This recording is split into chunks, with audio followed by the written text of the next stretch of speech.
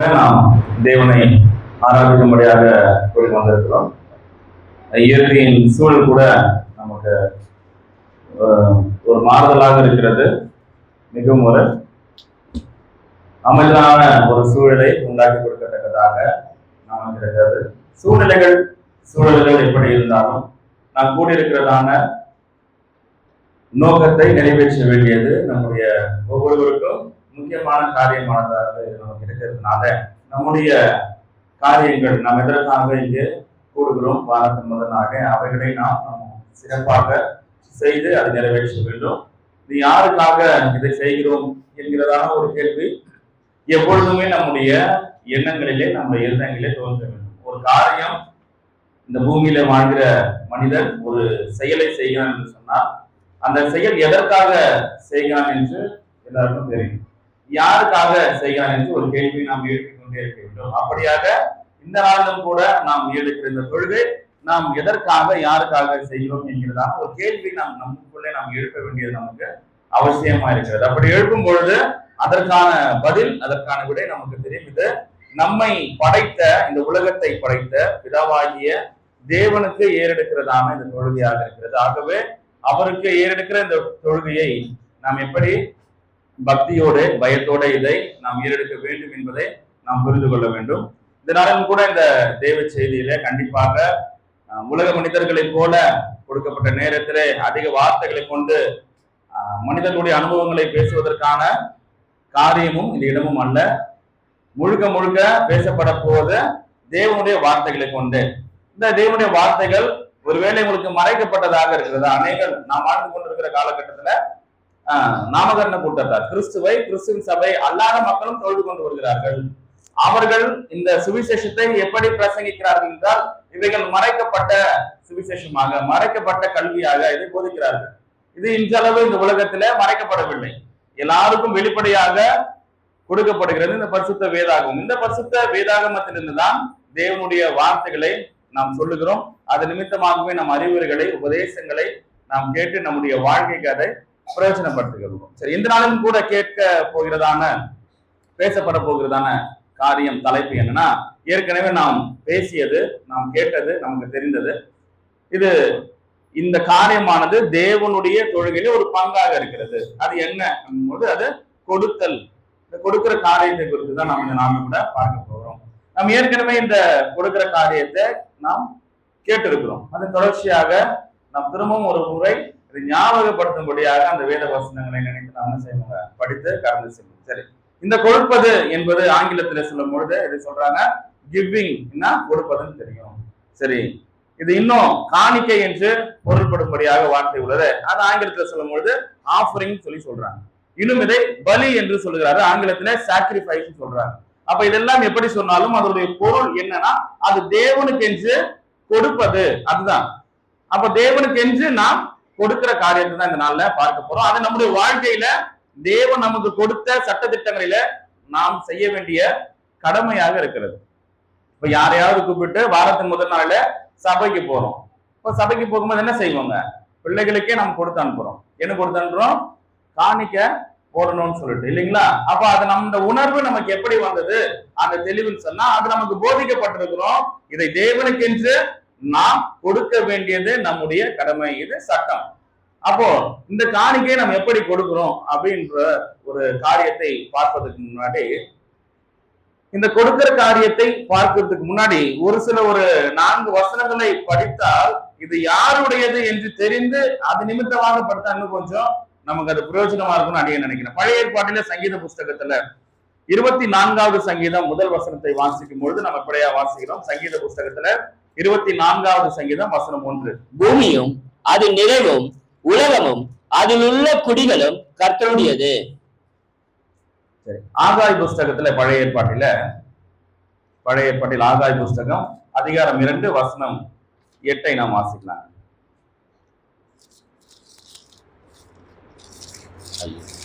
பழைய ஏற்பாட்டில் பார்க்கணும் 1090 2ஆம் அதிகாரம் 8வது வசனத்துல வெள்ளியும் என்னுடையது பொன்னும் என்னுடையது என்று சேனைகளின் கர்த்தர் சொல்லுகிறார் என்று சொல்லப்படுது. அங்கே நாம் வாசிக்கிறோம் சங்கீத புஸ்தகத்துல 24வது சங்கீத முதல் வசனத்துல பூமியும் அது நிறைவும் யாருடையதுங்க?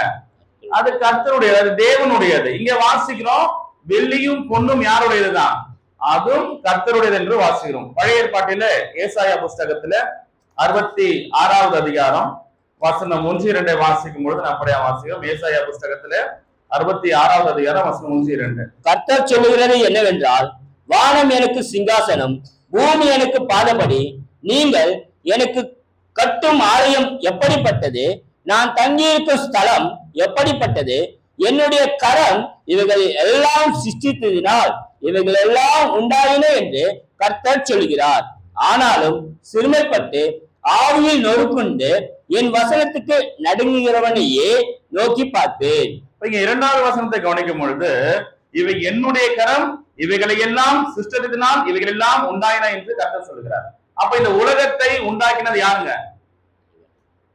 அநேகர் வேறு விதமாக சொல்லுகிறார்கள். சிலர் கிறிஸ்துவ அல்லாதவர்கள் தங்களை படிப்பு நிமித்தமாக கல்வி அறிவாளர்கள் என்று சொல்ல என்ன சொல்றாங்க, அறிவியலாளர்கள், இந்த உலகம் உண்டான விதமே வேறு விதமாக இருக்கிறது. ஆனால் கடவுள் நம்பிக்கை உள்ளவர்கள் எல்லாருக்கும் தெரியும், இந்த உலகத்தை படைத்தது யாருதான்? மனிதனுக்கு மேல ஒரு சக்தி உள்ளது. அந்த சக்திக்கு பேர் என்னதுங்க? கடவுள் அப்படின்னு சொல்றாங்க. இன்னும் நாம் சொல்லுகிற பதத்துல அது தேவன் என்று சொல்லுகிறோம் இல்லையா? கிறிஸ்தவர்களை தவிர்த்தும் சிலர் மதங்களை வழிபடுகிறவர்கள் உண்டு. அந்தந்த மதங்களின் நம்பிக்கையில என்னதுங்க, அவர்களுடைய கடவுள் இந்த உலகத்தை உண்டாக்க நம்புகிறார்கள். ஆனால் வேதத்தின்படியாக இந்த சாத்தியக்கூறுகள் சரித்திரத்தின்படியாக நிரூபிக்கப்பட்டிருக்கிறது. இந்த உலகத்தை உண்டாக்கினது யாருங்க? நம்முடைய பிதாவாகிய தேவன். அப்ப இந்த பூமியின் அது நிறைவும் அவருடையது, வெள்ளியும் பொன்னும் அவருடையது. இவை எல்லாவற்றையும் அவர் கரங்கள் உருவாக்கிட்டு இப்ப பாருங்க, இந்த தேவன் இந்த மனிதனையும் உருவாக்கி இருக்கிறார். அவனை வாழும்படியாக இந்த பூமியை அவனுக்காக கொடுத்திருக்கிறார். ஏசாயா புஸ்தகத்துல 45வது அதிகாரம் வசனம் 18 நாம் வாசிக்கணும். ஏசாயா புஸ்தகத்துல 45வது அதிகாரம் வசனம் 18.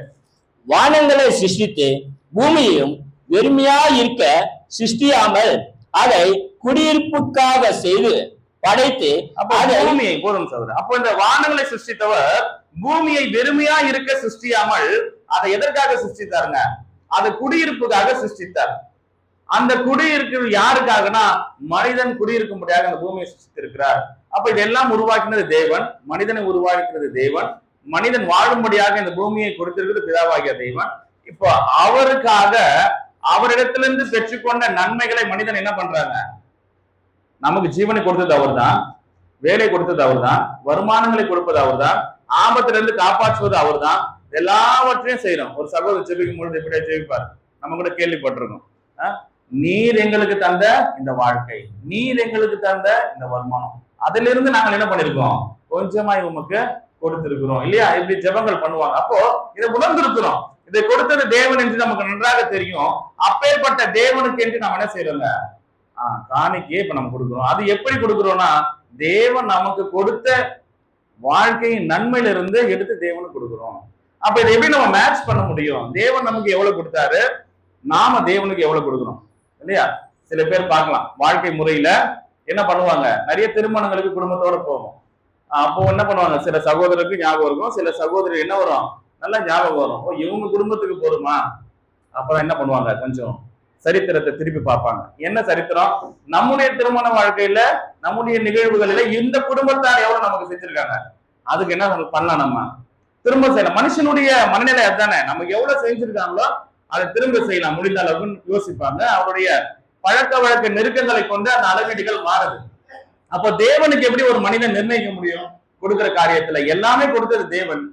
அப்ப அந்த தேவனுக்கு எவ்வளவு கொடுக்க முடியும்? இன்னைக்கு எல்லாரும் காணி எட்டுன்னு வந்துட்டோமா? எடுத்துட்டு வந்துட்டீங்களா? எடுத்துட்டு வந்துட்டோம். எவ்வளவு எடுத்துட்டு வந்துருக்கிறோம்? அதெல்லாம் கேட்க மாட்டேன். எப்படி அதை கேட்கறது? சரி, அப்ப தேவன் எவ்வளவு வருமானம் கொடுத்தாரு இந்த மாதத்துல நமக்கு? அதையும் சொல்லணும். பொதுப்படியா கேட்டுட்டு தனியா வாங்க சொல்றோம் இல்லையா? ஒருவேளை அப்படி கூட மனது வந்துடலாம். பொது வெளியில கேட்டா இது எப்படி அப்படின்ற மாதிரி இருக்கு இல்லையா?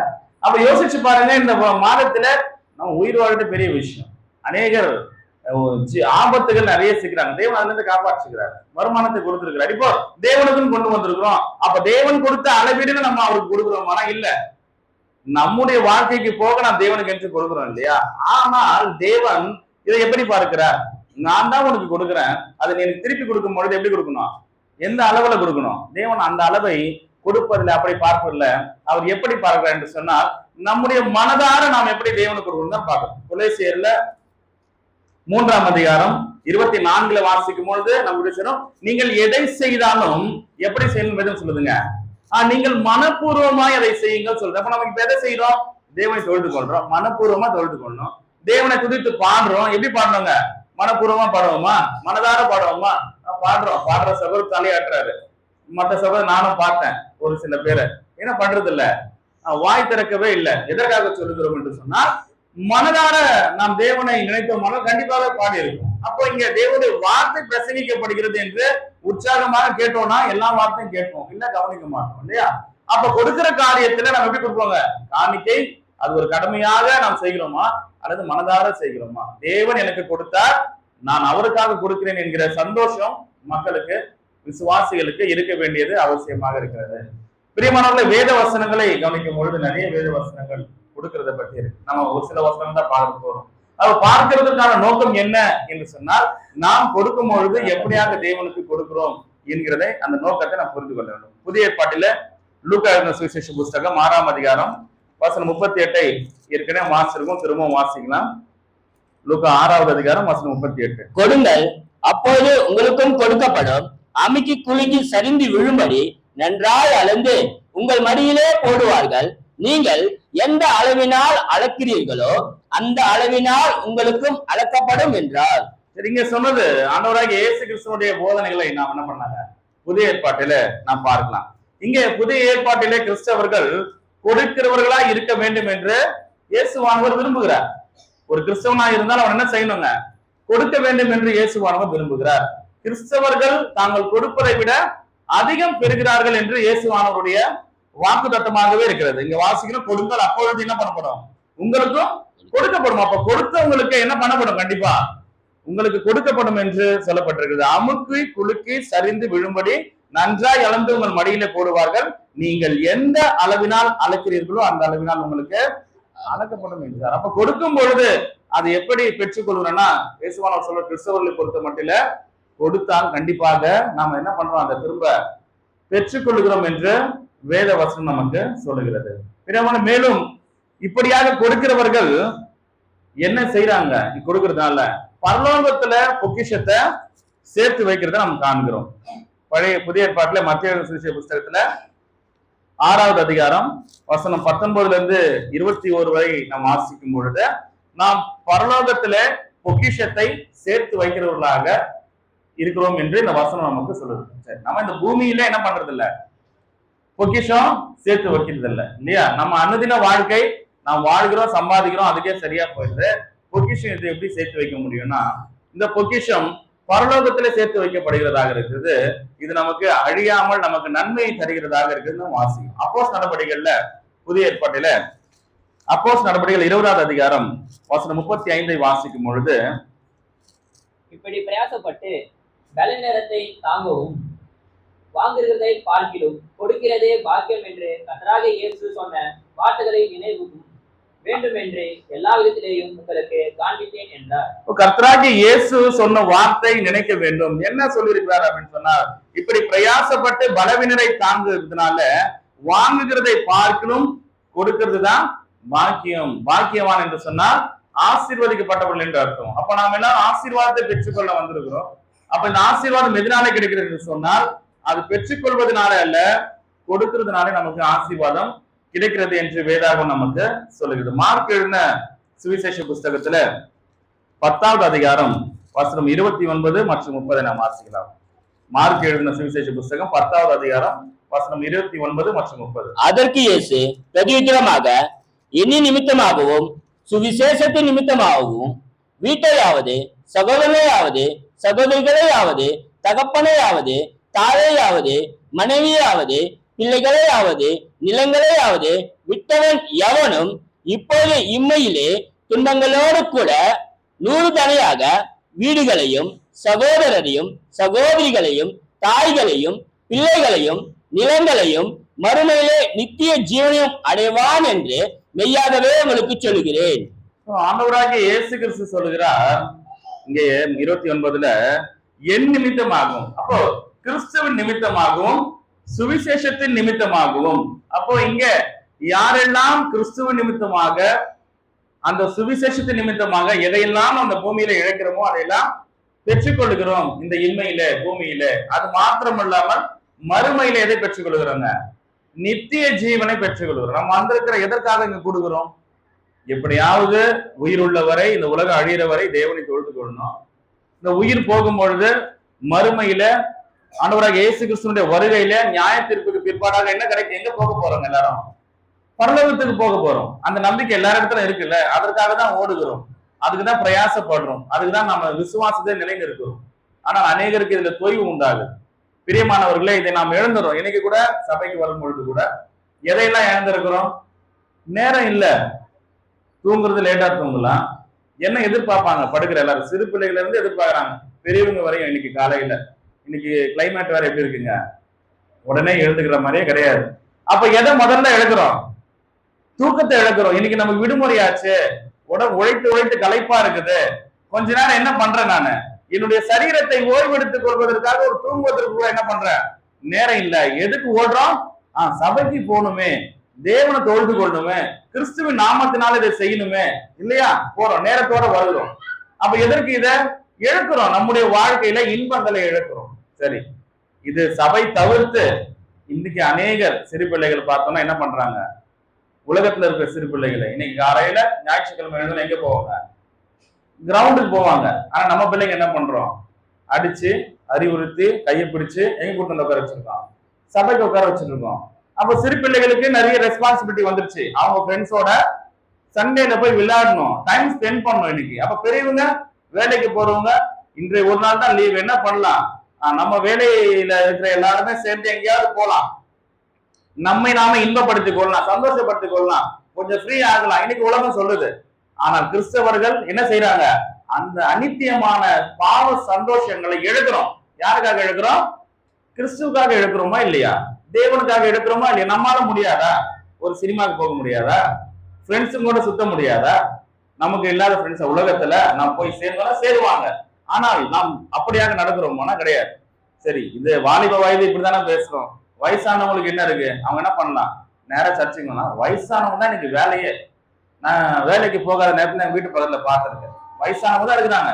எல்லாமே தெரியுது, யாராவது வீட்டுக்கு வராங்க, யாராவது வாசல்ல உட்கார்ந்துட்டு இருக்காங்க, அதுதான் வேலையாவே இருக்கு அந்த பாட்டிக்கு. நான் கூட சொல்ல பார்த்திருக்கோம், ஏன்னா ரொம்ப விவரம் தெரியுது வயசானவங்களுக்கு. அப்ப அவங்களுக்கு வேலை இல்லையா? அவங்களுக்கு அதிகமா வேலை இருக்கு போல இருக்கு. அப்ப இதெல்லாம் உலகத்தில் இருக்கிற காரியங்கள் இல்லையா? இதை கூட நம்ம இழக்கிறோம். ஆனா இதையும் இல்ல, இதை காட்டிலும் கிறிஸ்துவுக்காக அந்த சுவிசேஷத்தை சொல்லும் பொழுது அது நிமித்தமாக ஏற்படுகிற துன்பங்களில அநேகர் என்ன இழக்கிறாங்க? வீட்டை இழக்கிறார்கள், குடும்பங்களை இழக்கிறார்கள். அப்ப இப்படி இழந்தவர்கள் அதை நூறுத்தனையாக பெற்றுக் கொள்ளுகிறார்கள். அப்ப இது இம்மையில, இந்த பூமியில. மறுமையில எதை பெற்றுக் கொள்வார்கள்? 30வது வசனத்துல கடைசி 2 வரையில சொல்லுது, மறுமையிலே நித்திய ஜீவனையும் அடைவார்கள். அப்போ தேவனுக்காக நாம் என்ன செய்யணுங்க? முதலாவது கொடுக்கிறதுக்கு நாம் முன் வர வேண்டியது நமக்கு அவசியமா இருக்கு. சரி, ஒரே ஒரு ஆண்டவராக இயேசு கிறிஸ்து சொன்ன ஓமையை படித்து நாம் கடந்து சொன்னோம். மத்தேயு எழுதின சுவிசேஷ புத்தகத்துல 25வது அதிகாரம் வசனம் 31 46 வரையில அங்கு குறிக்கப்பட்டிருக்க ஒரு உவமையை, அந்த காரியத்தை நாம் அங்கே படித்தோமானால், கொடுக்கிற காரியத்தை பொறுத்தவரையில ஆண்டவராகிய இயேசு கிறிஸ்துவானவருடைய போதனை மிக தெளிவாக நமக்கு அங்கே வாசிக்கப்படுகிறது. வாசிக்கலாம். அன்றியும் மனுஷகுமாரன் தமது மகிமை பொருந்தினவரால் சகல பரிசுத்த தூதரோடு கூட வரும்போது தமது மகிமையுள்ள சிங்காசனத்தின் மேல் வீற்றிருப்பார். அப்போது சகல ஜனங்களும் அவருக்கு முன்பாக சேர்க்கப்படுவார்கள். மேய்ப்பனானவன் செம்மறி ஆடுகளையும் வெள்ள ஆடுகளையும் வெவ்வேறாக பிரிக்கிறது போல அவர்களை அவர் பிரித்து. அப்போ இங்க காரியம் கவனிங்க. 31வது வசனத்துல மனுஷகுமாரன் தமது மகிமை பொருந்தினவராய் சகல பரிசுத்த தூதரோடும் கூட வரும்பொழுது, இது எப்பொழுது நடைபெறும் என்று அவர் சொல்லுகிறார். அந்த காரியத்தை ஆடுகளோடு ஒப்பிட்டு பேசுகிறார். 32வது வசனத்தை நான் வாசிக்கலாங்க. 33 செம்மறி ஆடுகளை தமது வலது பக்கத்திலும் வெள்ள ஆடுகளை தமது இடது பக்கத்திலும் நிறுத்துவார். அப்ப இங்க வலது பக்கத்துல இருக்கிற ஆடு எந்த ஆடுங்க? செம்மறி ஆடுகளை என்ன செய்யறாருங்க? தமது வலது பக்கத்துல நிற்க வைக்கிறதாக எங்க நம்ம படிக்கிறோம். தொடர்ந்து வாசிங்க. அப்பொழுது ராஜா தமது வலது பக்கத்தில் நிற்பவர்களை பார்த்து, வாருங்கள், என் பிதாவினால் ஆசீர்வதிக்கப்பட்டவர்களே, உலகம் உண்டானது முதல் உங்களுக்காக ஆயத்தம் பண்ணப்பட்டிருக்கிற ராஜ்யத்தை சுதந்திரித்துக் கொள்ளுங்கள். பசியா இருந்தேன். அப்ப இங்க 34ல கவனிக்கும் பொழுது ராஜா சொல்ற தனது வலது பக்கத்துல இருக்கிற பார்த்து சொல்ற. வலது பக்கத்துல யாரு இருக்காங்க? செம்மறி ஆடுகள் ஆகிய அவர்களை அங்க சொல்றாரு. வலது பக்கத்துல இருக்கிற பார்த்து என்ன சொல்றாருங்க? வாருங்கள், என் பிதாவினால் ஆசீர்வதிக்கப்பட்டவர்களே. யோசிச்சு பார்த்துங்க, இது யார சொல்றாரு? இத வலது பக்கத்துல இருக்கிறவங்க பார்த்துதான் இத சொல்றதா இந்த வசனம் நமக்கு சொல்லுகிறது. 35ல 36ல நாம் வாசிக்கும் பொழுது எதற்காக அவர்கள் ஆசீர்வதிக்கப்பட்டவர் என்று கொடுக்கப்பட்டிருக்கிறது கவனிங்க. பசியா இருந்தேன், எனக்கு போஜனம் கொடுத்தீர்கள். தாகமா இருந்தேன், என் தாகத்தை தீர்த்தீர்கள்.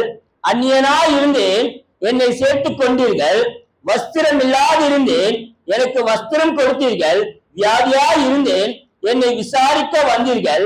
காவலில் இருந்தேன், என்னை பார்க்க வந்தீர்கள் என்பார். அப்ப இங்க கிட்டத்தட்ட ஒரு 6 காரியத்தை சொல்றாரு. இந்த வலது பக்கம் நின்றவங்கள அவங்க செய்த காரியத்தை சொல்றாரு. அவங்க என்ன செஞ்சாங்க அப்படின்னு சொன்னா, பசியா இருக்கும் போது அவங்களுக்கு என்ன பண்ணிருக்காங்க? போஜனம் கொடுத்திருக்காங்க. தாகமா இருக்கும் போது குடிக்க கொடுத்திருக்காங்க. வஸ்திரம் இல்லாம போது துணி கொடுத்திருக்காங்க. காவல்ல இருக்கும் போது வந்து பார்த்திருக்காங்க. சுகம் இல்லாம இருக்கும் போது அவங்களை கவனிச்சிருக்காங்க. ஒரு 6 காரியத்தை சொல்றாரு. அப்ப தொடர்ந்து வாசிக்கும் பொழுது அந்த ஜனங்கள் சொல்றாங்க, வலது பக்கத்துல இருக்கிறவங்க, ராஜாவே நாங்க இதான் எப்போ உங்களுக்கு செஞ்சோம் அப்படின்னு கேக்குறீங்க. ஏன்னா அவங்க செய்ததா அவங்களுக்கு தெரியவே இல்லை. ராஜாவுக்கு இவங்க இதை செஞ்சிருக்காங்கன்னா இல்ல, அவங்க செய்யல. 40வது வசனத்தை அவர்கள் இப்படி கேட்கிறாங்க, எப்பொழுது உம்மை வியாதி உள்ளவராகவும் காவல் இருக்கிறவராகவும் கண்டும் இடத்தில் வந்தோம் என்றார்கள். அதற்கு ராஜா 40வது வசனம் வாசிங்க. அதற்கு ராஜா பிரதியுத்தரமாக, மிகவும் சிறியவராகிய என் சகோதரரான இவர்களில் ஒருவனுக்கு நீங்கள் எதை செய்தீர்களோ அதை எனக்கே செய்தீர்கள் என்று மெய்யாகவே உங்களுக்கு சொல்லுகிறேன் என்பார். ஆண்டவர் சொல்றாரு, சிறியவரில், எந்த சிறியவரில்? மிகவும் சிறியவராகிய என் சகோதரரான இவர்களில் ஒருவனுக்கு நீங்கள் செய்திருக்கீங்கன்னா அதை யாருக்கு செஞ்சிருக்கீங்க? எனக்கே செய்திருக்க சொல்ல. அப்ப நம்முடைய வாழ்க்கையில இந்த சொல்லப்பட்ட இந்த 6 காரியத்தை நாம் என்னெல்லாம் செய்திருக்கோம்? பசியா இருக்கிறவங்களுக்கு நம்ம கொடுத்துருக்கோமா? தாகமா இருக்கிறவங்களுக்கு கொடுத்துருக்கோமா? வஸ்திரம் இல்லாத வஸ்திரம் கொடுத்துருக்கோமா? இப்படிலாம் கேள்வி கேட்டா சபையில் என்ன சொல்லுவோம்? நம்மளே ஏழ்மையில தான் இருக்கோம் இல்லையா? நம்ம ஐயா எங்களையே யாராவது சட்டை கொடுத்தா நல்லா இருக்கும், நாங்க போய் எங்க மற்றவங்களுக்கு கொடுக்குறது அப்படின்னு நம்ம நினைக்கிறோம் இல்லைங்களா? இப்ப நம்முடைய வருமானங்கள் நம்முடைய வாழ்க்கையில் இது எதற்காக அதை சொல்லுகிறேன் என்று சொன்னால், இப்பேற்பட்ட குணநலன்கள் ஒரு கிறிஸ்தவனுக்கு இருக்க வேண்டும். அவன் கொடுக்கிறவனாக இருக்க வேண்டும். அப்ப இதை தனிப்பட்ட முறையில நாம் கொடுத்து முறைவே இல்லை என்றாலும் கூட தேவனுக்கு என்று கொடுக்கிறதான காணிக்கைகள் அது பயன்படுத்துகிற விதங்கள் அப்படித்தான் இருக்கிறது. இந்த காணிக்கை பணம் ஒன்று சேர்க்கப்படுகிறதான இந்த பணம் தேவனுடைய பணிக்காகவும் ஏழை எளிய மக்களுக்காகவும் அது உதவப்படுகிறது. அப்ப இதன் மூலமாகவும் நாம் தேவனிடத்துல நன்மை பெற்றுக் கொள்கிறோம். இதுவும் அல்லாமல் நாம் இப்பேற்பட்ட காரியத்தை நம்ம என்ன செய்யணுங்க? கண்டிப்பாக நம்முடைய வாழ்க்கையில இப்பேற்பட்ட காரியங்களை செய்ய வேண்டியது அவசியமா இருக்குது. இது எதற்காக செய்ய வேண்டும் என்று சொன்னால், இதை தேவனுக்காக நாம் செய்ய வேண்டியது அவசியமாக இருக்கிறது. இதே அதிகாரத்துல 46வது வசனத்தை நான் வாசிக்கலாங்க. அந்தபடி இவர்கள் நித்திய அக்னியை அடையவும் நீதிமான்களோ நித்திய ஜீவன் அடையவும் போவார்கள் என்றார். அந்தபடி இவர்கள் சொன்னா அந்த 41வது வசனத்துக்கு தொடர்ந்து நாம் வாசிச்சோம்னா, அவர் இடது பக்கம் இருக்கிறவர்களை பார்த்து இதெல்லாம் நீங்க செய்யாததுனால நீங்க என்ன பண்ணுவீங்க, எங்க போவீங்கன்னு சொல்லிட்டாரு. ஆண்டவராகிய இயேசு கிறிஸ்து ஒரு சில விஷயங்களை அவர் பேசியிருக்கிறதை நாம் கவனிக்கும் பொழுது திட்டவட்டமாக சொல்லுகிறார். மார்க் சுவிசேஷ புஸ்தகத்துல 16வது அதிகாரத்துல 16வது வசனத்தை வாசிக்கும் பொழுது என்ன வாசிக்கிறேங்க? வாசிக்கலாங்களா? விசுவாசம் உள்ளவனாகி 15ல இருந்து வாசிட்டோம்னா, பின்பு அவர் அவர்களை நோக்கி, நீங்கள் உலகமெங்கும் போய் சர்வ சிருஷ்டிக்கும் சுவிசேஷத்தை பிரசங்கியுங்கள். விசுவாசம் உள்ளவனாகி ஞானஸ்நானம் பெற்றவன் ரட்சிக்கப்படுவான், விசுவாசியாதவனோ ஆக்கினைக்குள்ளாக தீர்க்கப்படுவான். அப்ப இங்க முடிச்சிடுறாரு. இங்க தீர்ப்பாக அவர் சொல்லிடுறாரு, விசுவாசம் உள்ளவனாகி ஞானஸ்நானம் பெற்றவன் ரட்சிக்கப்படுவான். நம்ம ரட்சிக்கப்பட்டோமா? ஞானஸ்நானம் பெற்றவன் இல்லைங்களா? ரட்சிக்கப்பட்டோம். அப்ப விசுவாசம் உள்ளவனாகி ஞானஸ்நானம் பெற்றவன் ரட்சிக்கப்படுவான். அப்போ ரட்சிக்க கீழே பாருங்க, விசுவாசியாதவனோ ஆக்கினைக்குள்ளாக தீர்க்கப்படுவான். நீங்க முடிச்சிடுறாரு பார்க்கலாம் இல்லைங்களா? அப்ப இங்க இந்த ஒரு செயல், ஞானஸ்நானம் பெற்று ரட்சிக்கப்படுறவங்க என்ன பண்ணப்படுவாங்க? ரட்சிக்கப்படுறாங்க, ஞானஸ்நானம் பெற்றுருவாங்க, அவங்க நித்திய ஜீவன் அடைவாங்க. ஞானஸ்நானம் பெறாதவங்க, அதாவது விசுவாசியாதவனும் ஆக்கினைக்குள்ளாக தீர்க்கப்படுறான்னு இயேசுவனா சொல்லிடுறாரு. யோவான் சுவிசேஷ புஸ்தகத்துல 6வது அதிகாரத்துல 53, 54 வசனத்துல வாசிக்கும் பொழுது அந்த நாம் பந்திக்குரிய காரியத்தை வாசிக்கிறோம். கர்த்தருடைய பந்தியை அவருடைய மரணத்தை நினைவு கூறுதல அவர் என்ன சொல்றாருங்க? 53 மற்றும் 54 வாசிக்கலாம். யோவான் 6வது அதிகாரம். அதற்கு இயேசு அவர்களை நோக்கி, நீங்கள் மனுஷகுமாரனுடைய மாம்சத்தை புசியாமலும் அவருடைய இரத்தத்தை பானம் பண்ணாமலும் இருந்தால் உங்களுக்குள்ளே ஜீவன் இல்லை என்று மெய்யாகவே மெய்யாகவே உங்களுக்கு சொல்லுகிறேன். அப்ப அவர் சொல்லிடுறாரு, மனுஷகுமாரனுடைய மாம்சத்தை புசியாமலும் அவர் ரத்தத்தை பானம் பண்ணாமல் இருந்தால் உங்களுக்குள்ள என்ன இல்லை? ஜீவன் இல்லை என்று சொல்றாரு. அங்க சொல்றாரு, விசுவாசம் உள்ளவனாகி ஞானஸ்தானம் பண்ணுவார் ரட்சிக்கப்படுவார், விசுவாசியாதவனோ ஆக்கினைக்குள்ளாக தீர்க்கப்படுவான்னு முடிச்சிட்டாரு. இங்க சொல்றாரு, ரட்சிக்கப்பட்ட மக்கள் என்ன செய்யணுங்க? இந்த கர்த்தருடைய பந்தை நினைவு கூறும் பொழுது இவர்கள் யாரெல்லாம் நினைவு கூறல அவருடைய ரத்தத்தை பானம் பண்ணாமலும் இருந்தால் உங்களுக்குள்ள என்ன இல்லை? ஜீவன் இல்லை என்று மெய்யாகவே அவர் சொல்றாரு. 54 என் மாம்சத்தை புசித்து என் ரத்தத்தை பானம் பண்ணுகிறவனுக்கு நித்திய ஜீவன் உண்டு, அவனை கடைசி நாள் எழுப்புவேன் என்று அவர் சொல்கிறார்.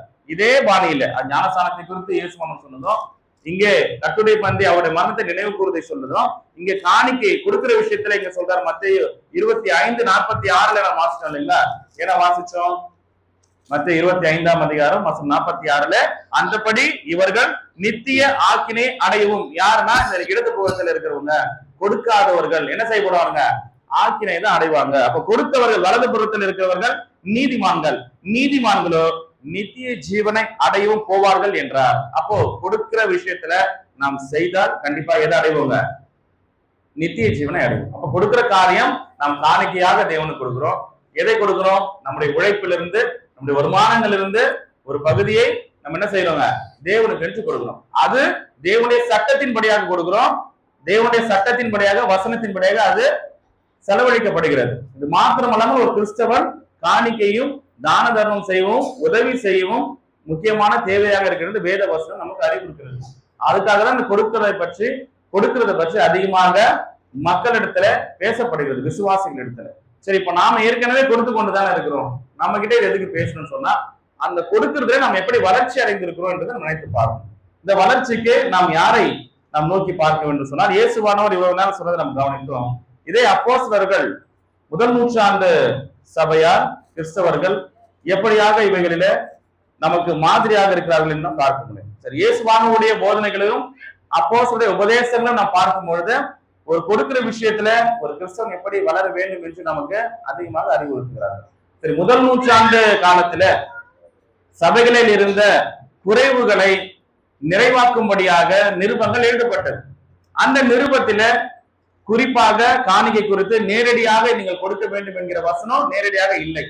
காரணம், முதல் நூற்றாண்டு கிறிஸ்தவர்கள் கொடுக்கிற விஷயத்துல குறை சொல்லுகிற அளவுக்கு அவர்கள் இல்லை, பாராட்டக்கூடிய அளவுக்கு முதல் நூற்றாண்டு கிறிஸ்தவர்கள் இருந்திருக்கிறார்கள். வேத வசனங்கள் அப்படிதான் நமக்கு சொல்லுது. அப்போஸ்தலர் நடபடிகள்ல 2வது அதிகாரத்துல 44 இருந்து 46 வசனங்கள் வாசிக்கும் பொழுதும், அப்போஸ்தலர் நடபடிகள் 5ஆம் அதிகாரம் 1 13 வாசிக்கும் பொழுதும், எபிரேய நிருபத்துல 10வது அதிகாரம் 34வது வசனம் வாசிக்கும் பொழுதும், இவரெல்லாம் வாசித்து பார்த்தா முதல் நூற்றாண்டு சபையார் எப்படி இருந்தாங்க தெரியுங்களா? நீங்க என்ன நினைக்கிறீங்க? ஒரு வேலை கொடுத்துருப்பான்னு நினைக்கலாம். என்ன ரொம்ப பண்ணாங்க அவங்க? நிறைய பேருக்கு தெரியும். அப்போஸ்தலர் நடபடிகள்ல இங்க வாலிபரைக்கு கொடுத்த படிச்சதுனால சில பேருக்கு தெரியும். தங்களுடைய ஆஸ்திகளை விற்று, தங்களுடைய நிலங்களை விற்று எங்க கொண்டு வந்தாங்க? சபைக்கு கொண்டு வந்து கொடுத்திருக்காங்க. நம்பக்கூடியதா இருக்குதா? இதெல்லாம் நம்புற மாதிரி இருக்குமா? இது உண்மையாகவே நடந்திருக்குது. யாருக்கு இந்த மனது வரும்? கொடுக்கிற விஷயத்துல சொத்தை வித்து கொடுத்திருக்கிறாங்கன்னா சபைக்காக.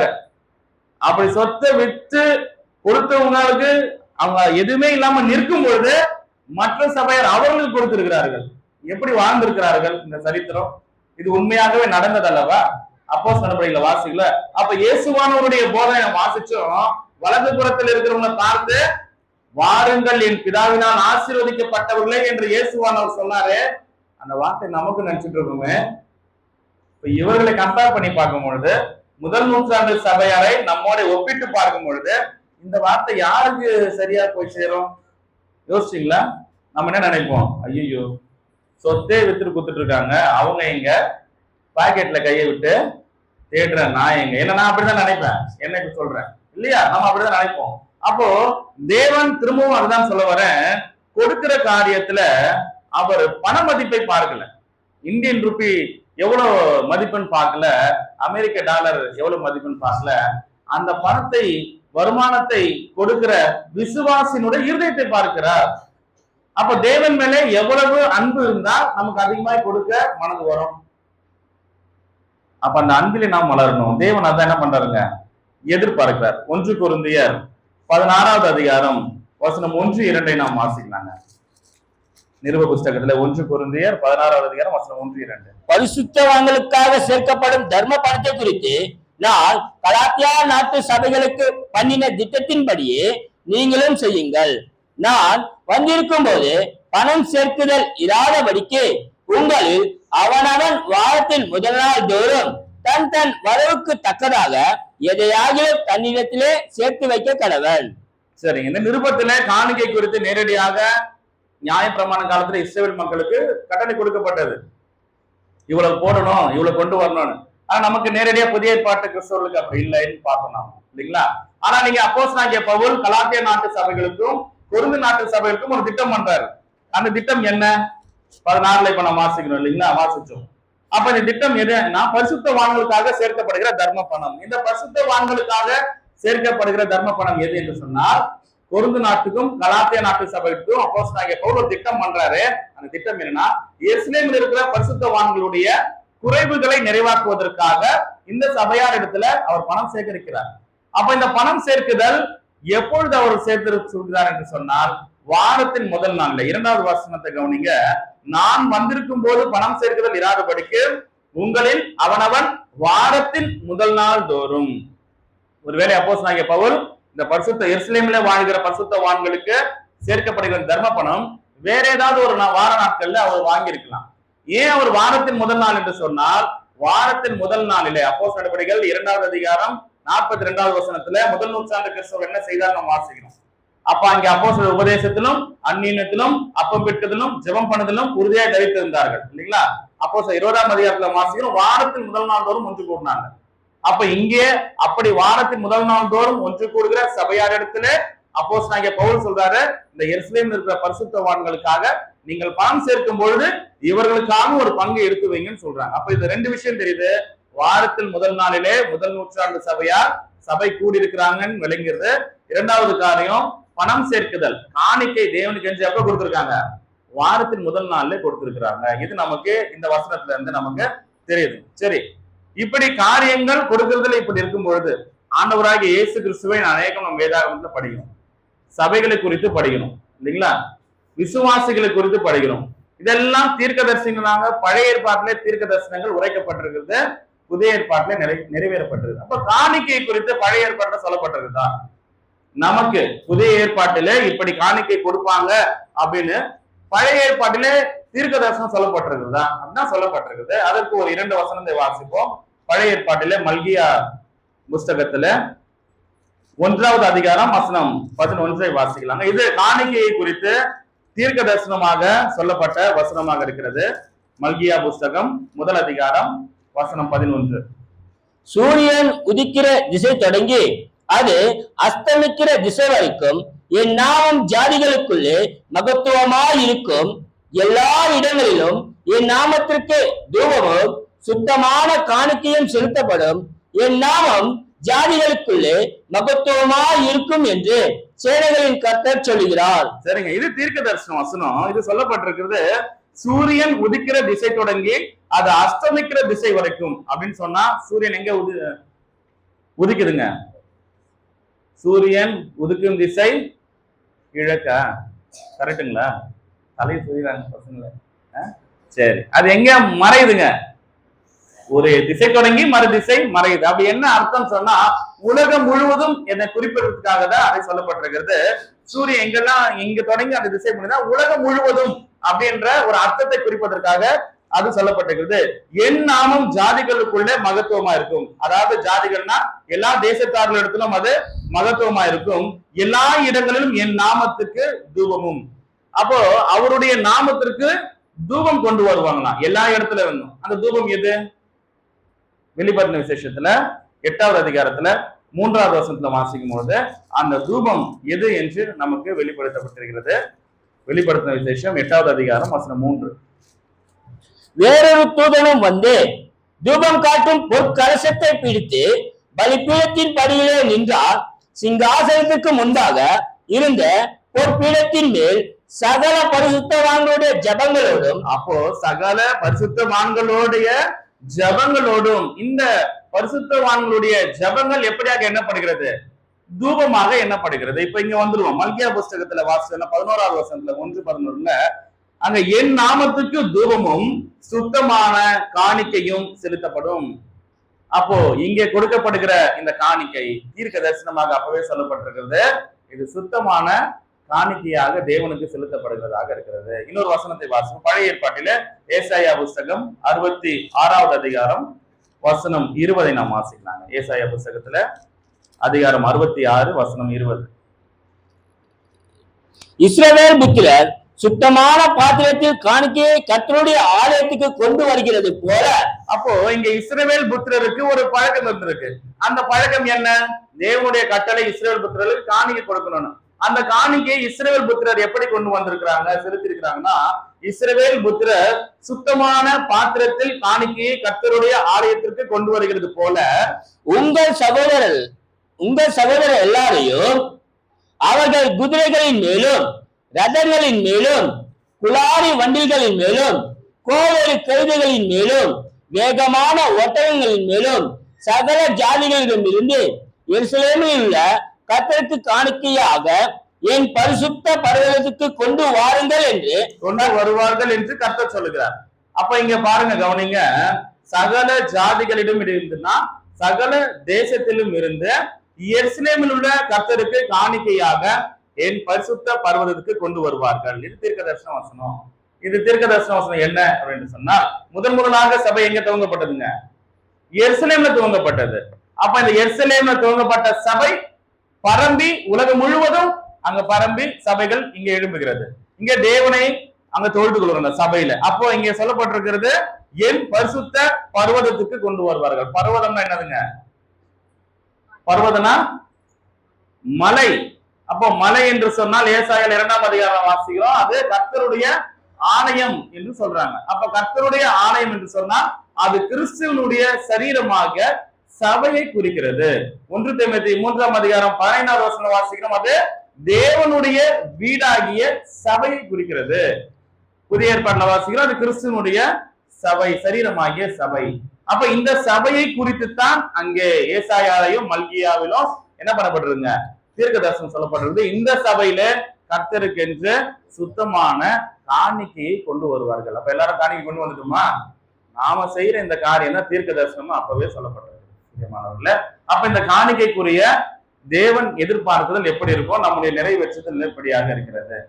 பிரியமானவர்களே, காரியங்கள் இப்படி இருக்கும் பொழுது நாம் எப்படி தேவனுக்கு என்று கொடுக்க வேண்டும்? 1 தீமோத்தேயு 6வது அதிகாரம் வசனம் 18 மற்றும் 19 நாம் வாசிக்கலாம். நன்மை செய்யவும் நற்கிரியைகளில் ஐஸ்வர்யங்களாகவும் தாராளமாய் கொடுக்கிறவர்களும் உதார குணம் உள்ளவர்களுமாய் இருக்கவும் நித்திய ஜீவனை பற்றிக் கொள்ளும்படி வருங்காலத்திற்காக தங்களுக்கு நல்ல ஆதாரத்தை பொக்கிஷமாக வைக்கவும் அவர்களுக்கு கட்டளையிடு. அப்போ இங்க தீமோத்தேயுவுக்கு அப்போஸ்தலனாகிய பவுல் எழுதும் பொழுது இதெல்லாம் சபையார் விசுவாசிகள் இதெல்லாம் வளர வேண்டும் என்று அவர் சொல்லுகிறார். இதுல விசுவாசிகள் வளர வேண்டும் என்று சொன்னால் நன்மை செய்யவும் நற்கிரியைகளை ஐஸ்வர்யவான்கள் ஆகும். அப்ப நற்கிரியைகள் எது?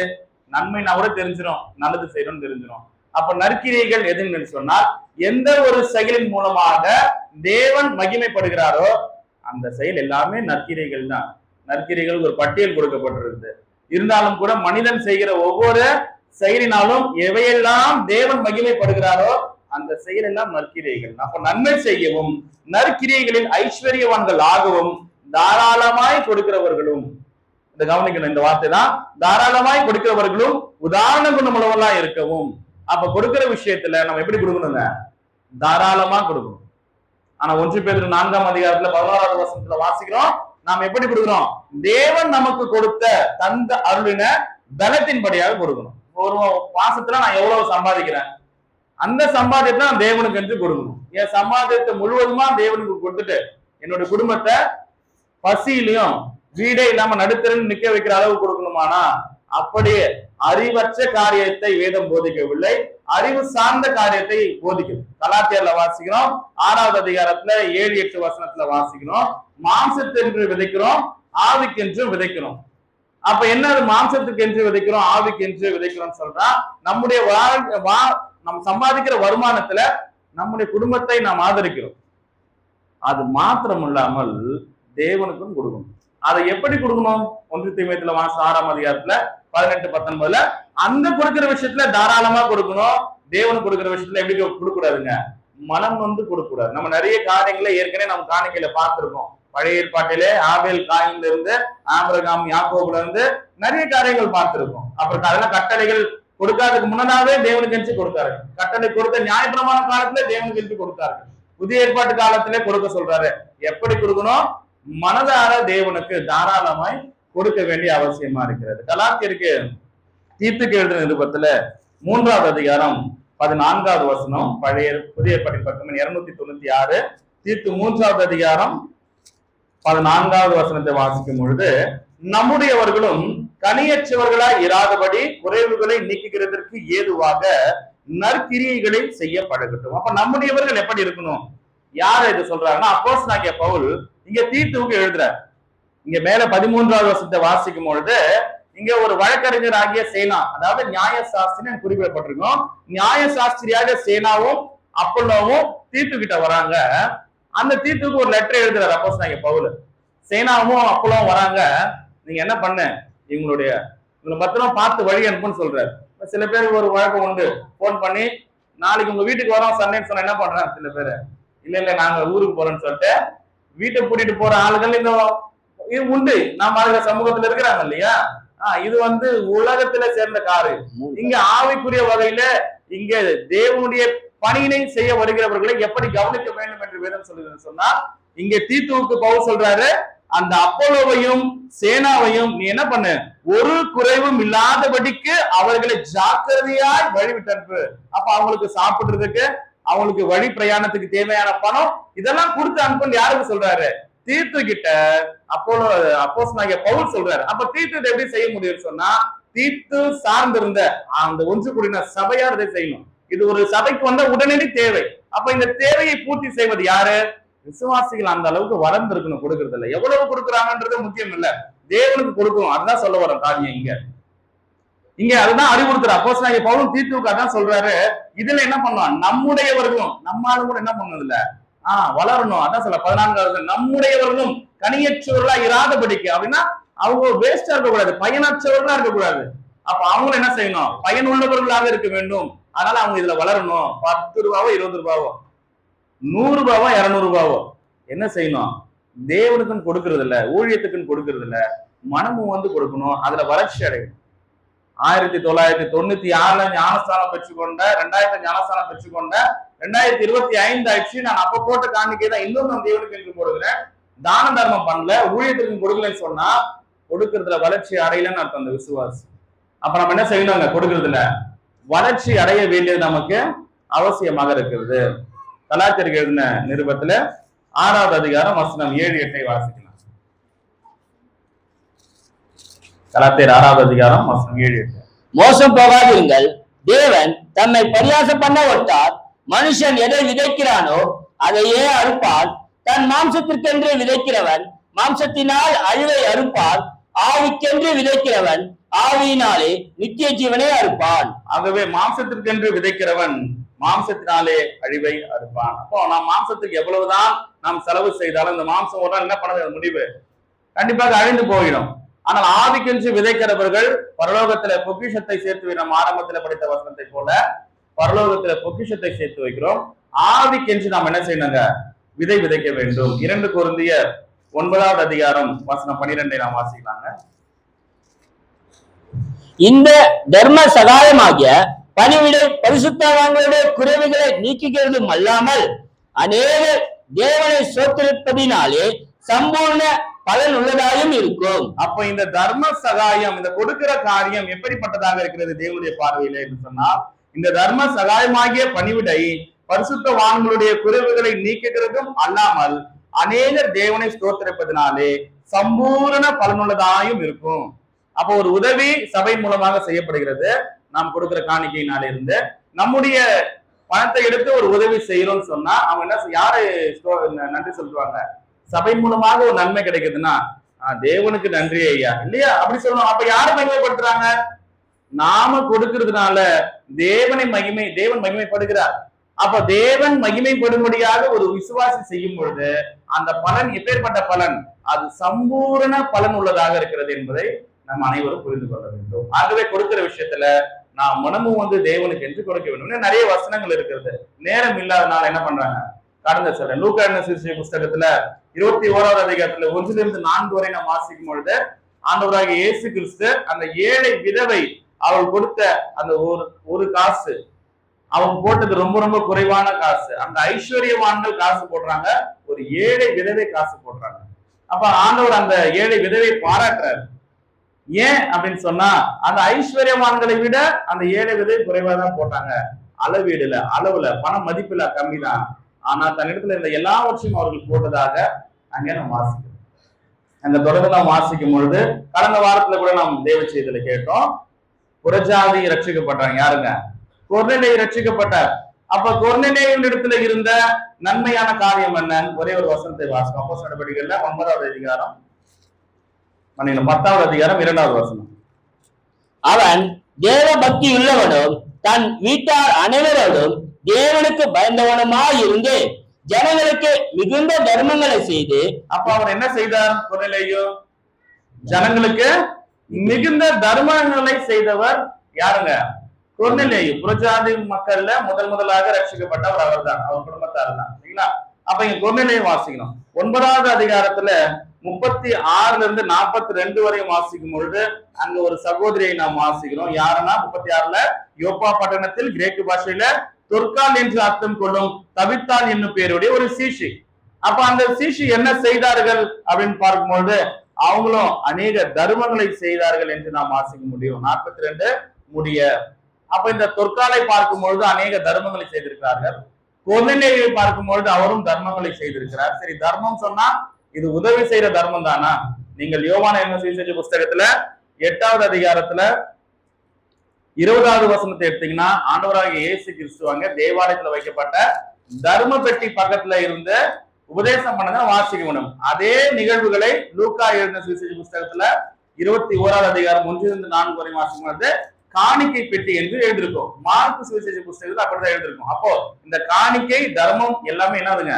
ஒன்றுதான் என்று சொல்ல வரும். தேவனுக்கு என்று கொடுக்கிறதான இந்த தர்ம பணம், இந்த காணிக்கை பணம் நாம் உற்சாகமாக கொடுக்க வேண்டியது நமக்கு அவசியமாக இருக்குது. இப்ப ரோமருக்கு எழுதின சுவிசேஷ புஸ்தகத்துல 16வது அதிகாரத்துல 1-2 வாசிக்கும் பொழுது அங்கு பெபேயானை குறித்து வாசிக்கிறோம். அவர்களும் அப்போஸ்தலனாகிய பவுலுக்கு ஆதரவாக இருந்ததாக நாம் வாசிக்கிறோம். அப்படியாகவே 1 கொரிந்தியர் 16வது அதிகாரம் 15வது வசனத்துல ஸ்தேவானுடைய வீட்டார் அப்போஸ்தலனாகிய பவுல் மற்றவர்களுக்கு ஆதரவாக இருந்தார்கள், ஊழியர்களுக்கு அவர்கள் உதவி செய்தார்கள் என்று வாசிக்கணும். இதெல்லாம் எதற்காக வாசிக்கிறோம் என்று சொன்னால் புதிய ஏற்பாட்டு கிறிஸ்தவர்கள் கொடுக்கிற காரியத்துல முதல் நூற்றாண்டு கிறிஸ்தவர்கள் தங்களுடைய நிலத்தை கொடுத்தார்களே, அதிலிருந்து நாம் வாசிக்கும் பொழுது மன உற்சாகமாய் தேவனுக்கு என்று கொடுத்திருக்கிறார்கள். நாமும் அப்படியாக தேவனுக்கு என்று எப்படி கொடுக்கணுங்க? மன உற்சாகமாய் தேவனுக்கு என்று கொடுக்க வேண்டும். கடைசியாக ஒரு 1-2 வசனங்கள் நான் சொல்லுகிறேன் என்று குறிப்பெடுத்துக் கொள்ளுங்கள். சரி, கொடுக்கிற காரியம் இப்படி இருந்தாலும் கூட நாம் யாராக இருக்கிறோம்? 1 கொரிந்தியர் 3வது அதிகாரம் 16வது வசனத்தின் படியாக நாம் தேவனுடைய ஆலயமாக இருக்கிறோம். 1 கொரிந்தியர் 6வது அதிகாரம் 19வது வசனத்துல வாசிக்கிறோம், பரிசுத்த ஆவியானவர் நம்மிடத்துல தங்கி இருக்கிறதாக நாம் வாசிக்கிறோம் இல்லைங்களா? மற்றுமாய் 2 கொரிந்தியர் 6வது அதிகாரம் 16வது வசனத்துல நாம் தேவனுடைய ஆலயமாக இருக்கிறோம். இப்ப நம்ம தேவனுக்கு என்று காணிக்கை கொடுக்கிறோம். இதை மட்டும் கவனிங்க நீங்க. இப்ப நம்ம காணிக்கை கொடுக்கிறோம். ஏசாயா புஸ்தகத்துல வாசிச்சோம், இஸ்ரவேல் மக்கள் எப்படி தேவனுக்கு காணிக்கை கொடுத்தாங்க. வாசிக்கலாங்க திருப்பி. ஏசாயா 66வது அதிகாரம் வசனம் 20. டக்குன்னு எடுத்து வாசிங்கயா. ஏசாயா 66வது அதிகாரம் வசனம் 20. இஸ்ரவேல் புத்திரர் சுத்தமான பாத்திரத்தில். எப்படிங்க இஸ்ரவேல் புத்திரர் என்ன பண்ணாங்க? சுத்தமான பாத்திரத்தில் காணிக்கையை கர்த்தருடைய ஆலயத்துக்கு. ஆமா, அப்போ கர்த்தருடைய காணிக்கையை எந்த பாத்திரத்துல வச்சு கொடுத்தாங்க? சுத்தமான பாத்திரத்துல கொடுத்தாங்க. மல்கியால வாசிக்கிறோம், அது சுத்தமான காணிக்கை 1:11 வாசிச்சோம். இப்ப யோசிச்சு பாருங்க, நம்ம எல்லாம் சுத்தமா காணிக்கை கொடுக்குறோமா? இல்லையா? நோட்டு வந்து அழுக்காதான் இருக்கு, கொடுக்குற இடத்துல அப்படி அந்த அழுக்கு அந்த சுத்தத்தைய சொல்றாங்க. அது மாம்சம் வாங்க செய்யப்பட்டது நியாயப்பிரமாணம். இங்க புதிய ஏற்பாட்டுல தேவன் இருதயத்தை பார்க்கிறார்கள், ஆவிக்குரிய இஸ்ரவேலர்கள் நாம் இருக்கிறோம். அப்போ இந்த காணிக்கை நாம் தேவனுக்கு என்று நம்முடைய சரீரத்திலிருந்து கொடுக்குறோமே, இந்த சரீரம் எப்படி இருக்கணுங்க? சுத்தமா இருக்கணும். தேவனுக்கு கொடுக்குற காரியம். அப்ப நம்முடைய சரீரம் சுத்தமா இருக்குதா? சுத்தமா இருக்கணும்னா குளிச்சுட்டு வரீங்களான்னு கேட்கறதுக்காக அல்ல. இது எந்த சுத்தம்? எந்த வித தீமையான பழக்கங்களையும் இந்த சரீரத்துல செய்யக்கூடாது. இந்த சரீரம் யாருடையது? இது கர்த்தருக்கு உரிய சரீரம். இந்த சரீரத்துல கொண்டு போய் உலக மக்கள் செய்கிற பிரகாரமாக தீய பழக்கங்களை இந்த சரீரத்தை செய்யலாமா? செய்யக்கூடாது. அந்த தீய பழக்கங்களை செய்து கொண்டே இதுல காணிக்கை கொண்டு வந்தால் இது சுத்தமான பாத்திரத்துல வைக்கிற காணிக்கை இருக்குமா?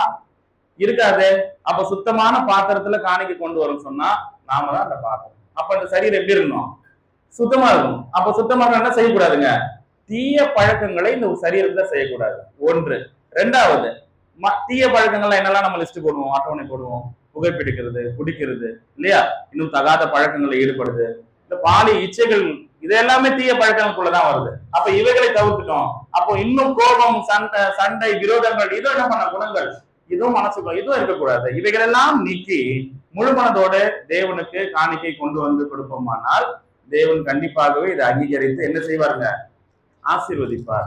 கண்டிப்பாக தேவனிலிருந்து நாம் ஆசீர்வாதங்களை பெற்றுக்கொள்வோம். நாம் தேவனுடைய ஆலயமாக இருக்கிறோம். அப்போ நாம் சுத்தமான காணிக்கை தேவனுக்கு என்று செலுத்தணும். இன்னும் அதிக காரியங்களுக்கு தேவனுக்கு சித்தமானால் இந்த காணிக்கை குறித்து நாம் பார்ப்போம். இந்த நாளிலும் கூட கேட்ட வேத வசனங்கள் அப்போஸ்தலர்கள் நமக்கு வெளிப்படுத்தினதான உபதேசத்துல தேவனுடைய சித்தத்தின்படியாக முதல் நூற்றாண்டு கிறிஸ்தவர்கள் எப்படி கொடுத்தார்கள், தேவனுக்கு என்று கொடுத்தார், நாமும் அப்படியாக கொடுக்கணும். அப்ப இஸ்ரவேல் மக்கள் எப்படி கொடுத்தார்கள்?